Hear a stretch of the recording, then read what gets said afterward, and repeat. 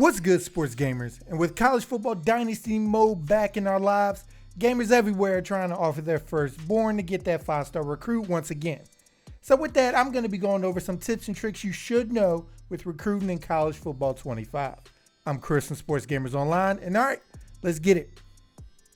Now, picking your initial targets, a lot goes into it. You first off want to gauge the interest the player is receiving from other teams and your relative position within it. You can tell immediately which players are getting a lot of interest from schools and who's not, but it's all relative. That would just affect how fast one player signs over the other.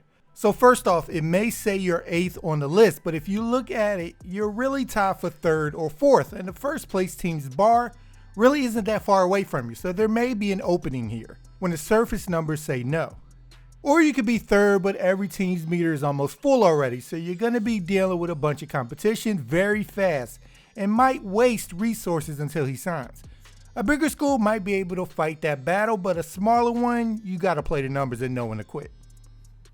In the preseason, now is the time to fill out your complete list and most importantly, scout as many players as your points give you. Each team gets a certain amount of points depending on their level, but you're going to want to use them all to offer scholarships and scout guys because you will lose these points regardless the very next week. Once you get out of the preseason, you start to get into finding out what the prospects' motivations are to sign to a program. From here, even at this stage, you get super valuable info like what has been unlocked, how many greens you have, and how many you have remaining. Basically tells you the odds you have of matching their ideal pitch. Maybe this prospect might have to be swayed or you have no shot here. Some rules of thumb are if the prospect hasn't had any green checks unlocked, but has removed 2 of your non-green grades, it actually increases your odds of matching up, as the odds of any of the remaining being green has increased. But you do need enough green grades to help offset the ones you do lose, so it doesn't become an issue, like you can't have 2 remaining green grades when they haven't unlocked any of theirs yet. The math wouldn't be math in there. On the other side of the coin, guys can become an instant remove if you have a lot of yellow and orange marks, and they didn't remove any of them. So even though you have already unlocked 2 of his motivations, the odds of landing the 3rd is actually really low with all your yellow and oranges still remaining. You ideally want them to not care about as many of your bad grades as possible. I mentioned earlier that you want to get as much scouting as you can done in the preseason. And if you fully scout a player, you're able to see maybe if he's considered a gem or a bust, which tells you what their development trait is going to be. This can help the lower rated schools find gems in the lower ranks and build up your program quicker. Or drop guys early on if you find they aren't worth your time in the long run, if he's going to stay at 78 overall for all 4 years. You also want to try and math it out. For Temple, if I offer a scholarship to all 35 guys, that's 175 hours. With the 500 I start with, that would leave me with 325. So if my math is right, I can fully scout about 6 guys, and I would do 1 guy per position. Whatever 6 positions I or you find the most important will be what I target. And the guys I target are those who have the biggest gaps between us and the teams above to help me figure out if they're going to be worth it to pursue. And you can mess with the numbers a bit. You can even hold off on offering any scholarships and just go full tilt, fully scouting these players to try to find those diamonds in the rough. Some might disagree, but if you're a smaller program, I would suggest offering scholarships to every guy on the list immediately. Doing so helps in 2 ways. You might get some instant commits from guys who have you number 1 on their list, and it gives you that initial boost against the teams you will be battling with. During the preseason, you can instantly jump to the top of a prospect's list when you advance to the next week, if you're the only one who offered and the other teams did not have a huge lead on you to begin with. Having a scholarship offer already in hand can give you that consistent weekly boost, although it does dwindle without doing anything else.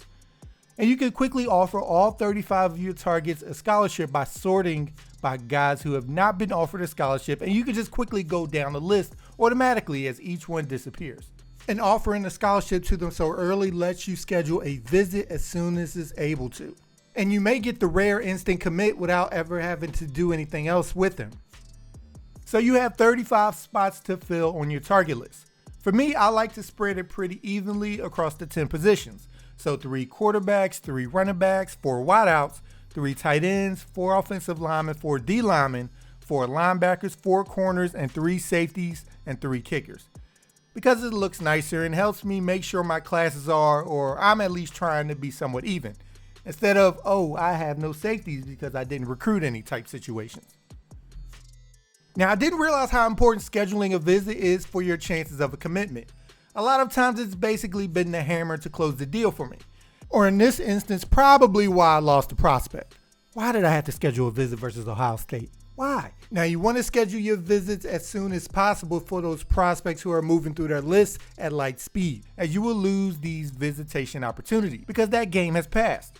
So each new week on your recruiting board, sort to ready for visit to see any new guys ready to visit your campus. And the more you invest in the player before the visits open up gives you a big advantage. I didn't do anything with this player, but granted I was Florida State this time, so they have all green, so it really didn't matter, but these visits can become a hammer of sorts nailing down these quick moving prospects in the early weeks. To help fine-tune your search to pick the perfect players in your prospect list, you can actually filter it by going down to the bottom, hitting triangle or Y on your controller. And here you can filter by position. Another one, player type. So for a quarterback, you can get field general, improviser, scrambler. So you can tell the game to lead you in a certain direction ratings wise. You can filter by state, minimum star requirement, which is another big one, and the interest in your school. Do you want only guys who have you in your top 3, 5, or 8? It's a very valuable tool for you to use. Now, you want to be careful when you're looking at prospects deal breakers that one of them is not playing time and you're already barely above it, as you want to be careful how many prospects you grab at that position. Any more than 3 will cause them to break it by changing your grade.